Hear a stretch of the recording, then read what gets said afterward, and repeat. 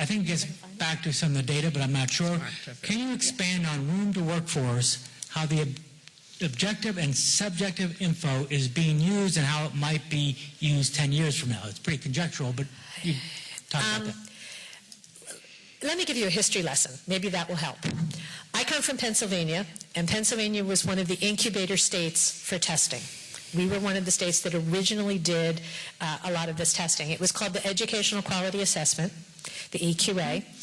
It was first discovered by a mother whose 8th grade child came home and said, I took this weird test, and when he told her, she didn't believe him, and she went down to the school and said, can I see the test? And they said, no. And she said, wrong answer. She eventually found it. Pennsylvania had to enter into a consent agreement with the federal government saying they wouldn't do it anymore. What did the test test? The title said citizenship. You would think that would mean Supreme Court, how long is the president? It tested for locus of control. Are you internally controlled or externally controlled? And it said it in the documents. It tested for a child's willingness to accept change without protest.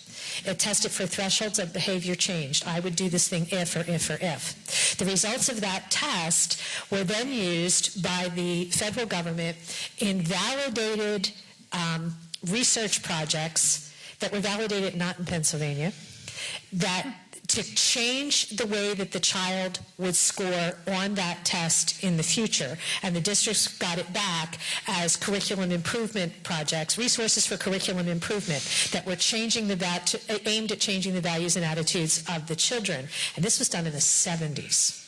And I actually have all of those documents. It created a ruckus.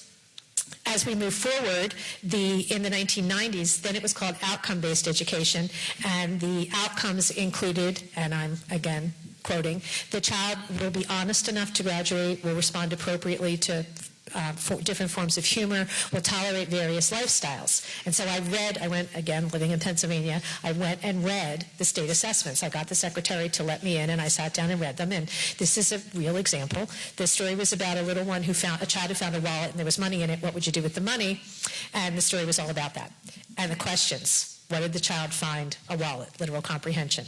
If you, meaning talking to the kid taking the test, found a wallet with money in it, would you keep the money? And I turned the paper around and said, do you read better if you say yes? Or do you read better if you say no?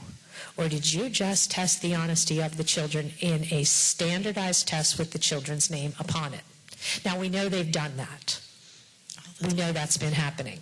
What they're going to do in the future, right now they're a little more quiet, so we're digging.